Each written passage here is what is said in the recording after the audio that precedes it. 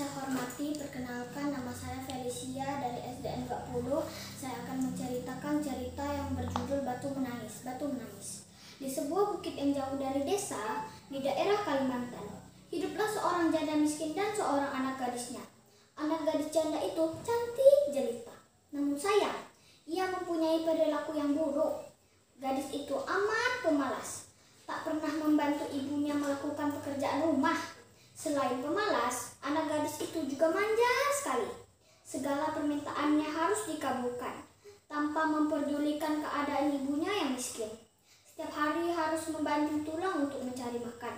Pada suatu hari, anak gadis itu diajak ibunya turun ke desa untuk berbelanja.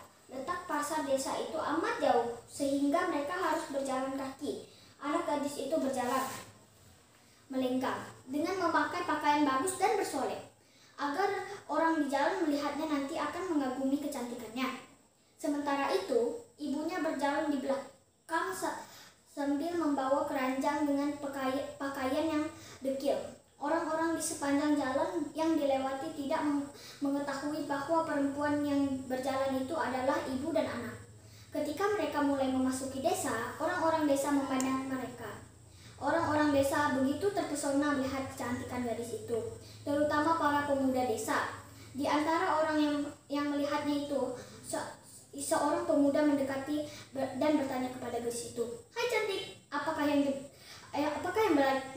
di belakangmu itu ibumu?" "Bukan," katanya dengan angkuh, "ia adalah pembantuku." Kedua ibu dan anak itu kemudian meneruskan perjalanan. Tak seberapa jauh mendekati lagi seorang pemuda dan bertanya kepada anak gadis itu, "Hai manis, apakah yang di belakangmu itu ibumu?" Bukan," jawab gadis itu dengan mendongakkan kepalanya. "Ia adalah budakku." Begitulah setiap gadis itu bertemu seseorang yang di sepanjang jalan yang menanyakan perihal ibunya. Selalu jawabannya seperti itu. Ibunya ia katakan sebagai pembantu atau budaknya. Mulanya mendengar jawaban putrinya yang durhaka, si ibu masih menahan diri.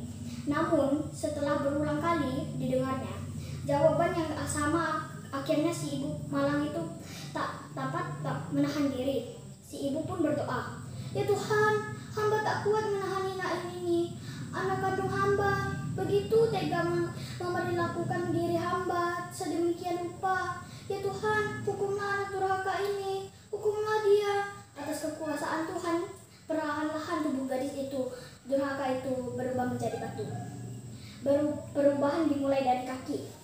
Ketika perubahan itu telah mencapai setengah badan, anak itu menangis dan memohon ampun kepada ibunya. "Oh ibu, ampunilah saya, ampunilah kedurhakaan anakmu selama ini." Anak gadis itu terus meratapi dan menangis mohon ampun kepada ibunya.